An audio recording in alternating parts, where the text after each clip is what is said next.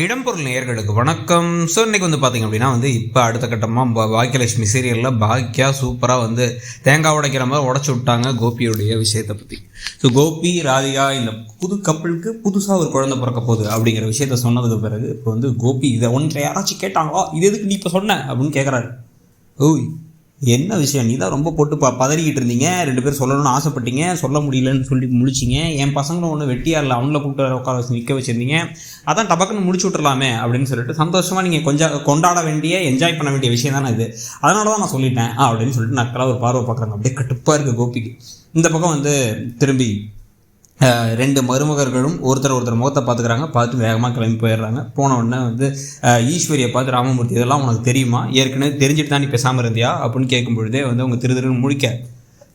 இந்த பக்கம் கோபி அப்பா அப்படிங்கும் போதே நிறுத்துறா, அப்படி வார்த்தையே சொல்லாத, உன்னை பார்த்தாலே எனக்கு கடுப்பாக இருக்குது அப்படின்ட்டு ஒரு முறைச்சிட்டு கிளம்பி போயிடுறாரு. இதுக்கப்புறமா இனியா ஏன்பா அம்மா சொல்கிறதெல்லாம் உண்மையா இவங்க அப்படிங்கும்போது தலையாக ஆட்டுறாரு கோபி. உடனே அப்பா அப்படின்னு சொல்லிட்டு இவங்களும் கிளம்பி அழுதுகிட்டே போயிடுறாங்க மேலே. இதுக்கு நடுவில் என்ன ஆயிடுச்சு அப்படின்னா செழியன் அப்பா போதும், இதுக்கு மேலே எதுவுமே பேசாதீங்க, எந்த ஒரு எக்ஸ்ப்ளனேஷனும் எனக்கு கொடுக்க வேணாம், நீங்கள் உங்களை பார்த்தாலே எனக்கு கோவமாக நான் கிளம்புறேன், ஏன் நீங்கள் மாதிரி காரியம் பண்ணுறீங்கன்னு தெரியல, எதுவும் பேசாதீங்க, அம்மாவுக்கு ஏற்கனவே பாவம், நீங்கள் பண்ணுறதெல்லாம் பார்த்தா கோவமாக இருக்குன்னு கிளம்பி போயிடுறாரு. கிளம்பி போனதுக்கு பிறகு இப்போ ராதிகாவும் போயிடுறாங்க. இப்போ அங்கே ஈஸ்வரியும் கோபியும் மட்டும்தான் இருக்காங்க. கோபி அப்படியே திரும்பி பாக்கியா ஒரு முறைக்கிறாரு. முறைச்சிட்டு ஈஸ்வரியிட்ட போய் நிற்க, பாத்தியா என்ன நடக்குதுன்னு, உன் பிள்ளைங்க எப்படி ரியாக்ட் பண்ணாங்கன்ட்டு, இதெல்லாம் தேவையாடா உனக்கு, ஏன்டா அந்த மாதிரி பண்ணிக்கிட்டு இருக்கடி அப்படின்னு சொல்லிட்டு கிளம்பிடுறாங்க அவங்க.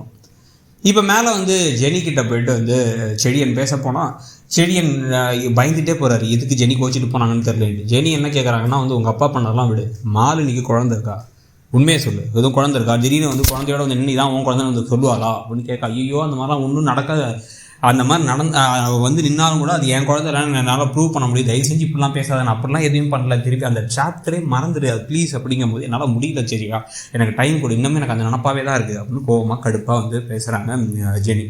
அதுவே செடி எனக்கு இன்னும் கடுப்பாக இருக்குது. இன்னொரு பக்கம் இனியா அழுதுகிட்டே இருக்காங்க, ஏமா அப்பா இப்படி பண்ணுறாங்க, இப்போ எனக்கு குழந்தை பிறந்தா அது என் சிப்ளிங்கா, எனக்கு தம்பியோ தங்கச்சி ஆகுமா, இல்லை மயு மாதிரி அது என்னுடைய டேரக்ட் தம்பி தங்கச்சி இல்லைன்னு ஆகிடுமா, அண்ணனுங்கெல்லாம் பாவம் அவங்களுக்கு ஏற்கனவே குழந்தை இருக்குது, இப்போ போய் அப்பாவுக்கு குழந்தை பிறக்க போகுது, ஏமா அப்பா அப்படி பண்ணுறாங்க அப்படிங்கும்போது ஒரு சில விஷயங்கள் நம்ம கண்ட்ரோலில் இல்லை அப்படின்னா நம்மளால் தடுத்தே நிறுத்த முடியாது, நம்ம எதுவும் மாற்ற முடியாது நிலைமையில் இருந்துச்சு அப்படின்னா அதை நம்ம ஏற்றுக்க பழகிக்கணும். இனியா நீ இதை பற்றி யோசிச்சு கவலைப்படாத, இதை பற்றி யோசிக்கிறனா உனக்கு என்ன ஆக போகுது, உனக்கு எப்படி இருந்தாலும் உங்கள் அப்பா இருக்கார், உனக்கு அப்பான்னு ஒருத்தர் இருக்கார், நான் அம்மான்னு இருக்கேன், அவர் யாரோட இருந்தாலும் என்ன இருந்தாலும் அவர் தான் உனக்கு அப்பாவாக போகிறார், நீ அவர்கிட்ட பழகிறதுக்கான வாய்ப்புகள்லாம் இருக்குது, நீ பேசலாம் எல்லாமே இருக்குது, இதை அதை விட பெருசாக எதையும் தேவையில்லாமல் யோசிக்காத நீ அப்படின்னு கொஞ்சம் கொஞ்சமாக பேசி சரி பண்ணி சரின்னு சொல்லி அவங்களை தூங்க வச்சிட்றாங்க இப்போ இனியாவும் பாக்கியா.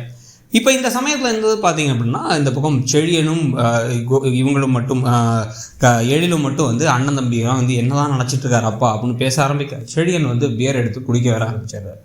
ஏன்டா குடிக்கிற அப்படின்னா, குடியால் எதையும் மாற்ற முடியாது, ஆனால் அட்லீஸ்ட் கொஞ்சம் சமாளிக்கிறதுக்காச்சும் ஒரு தெம்பு கொடுக்கும், எனக்கு பண்ணுறதெல்லாம் சரியான என்னன்னு தெரில, ஏற்கனவே ஒரு பக்கம் அப்பா பண்ணுறது ஒரு தப்புனா இன்னொரு பக்கம் இதனால் தேவையில்லாமல் என்னையும் ஜெனி சந்தேகப்பட்டு மாலினியோட குழந்தையோட நிற்பாளா அப்படின்னா கேட்குறாங்க. இது எல்லாத்துக்கும் காரணம் அப்பா தான், தேவையில்லாமல் அப்பா இப்படி பண்ணுறாரு, அப்பாவுக்கு இதுக்கு மேலே போதுமான அளவுக்கு நம்ம மன்னிச்சிட்டோன்னு நினைக்கிறேன் அப்படின்னு சொல்லும் பொழுது எழில் என்ன சொல்கிறாருன்னா, ஆமாம் அவர் இதுக்கப்புறம் இந்த வீட்டில் இருக்க வைக்கிறது நல்லதில்லை, அம்மா முக்கியம், அனுப்பி விட்டுறலாம் அப்படிங்கும்போது கரெக்டா, அம்மா நமக்காக நிறைய தடவை நமக்காக நின்றுருக்காங்க, இதுக்கப்புறம் அப்பாவை திருந்துவார் மாறுவார்னு சொல்லிட்டு அவர் இங்கே இருக்க வச்சுருக்கிறது சரியில்லை, நாளைக்கே பேசி அப்பாவை அனுப்பி விட்டுறலாம் அப்படின்னு 2 பசங்களும் முடிவு பண்ணிட்டாங்க. கோபிக்கு அடி மேலே அடி காத்துட்ருக்குங்கிறத பற்றியும் பசங்க எடுத்த முடிவை பற்றியும் உங்கள் கருத்து என்னங்கிறத சொல்லுங்கள். தேங்க்யூ. இடம்பொருள் நேயர்களுக்கு வணக்கம். ஸோ இன்றைக்கி பார்த்தீங்க அப்படின்னா இப்போ அடுத்த கட்டமாக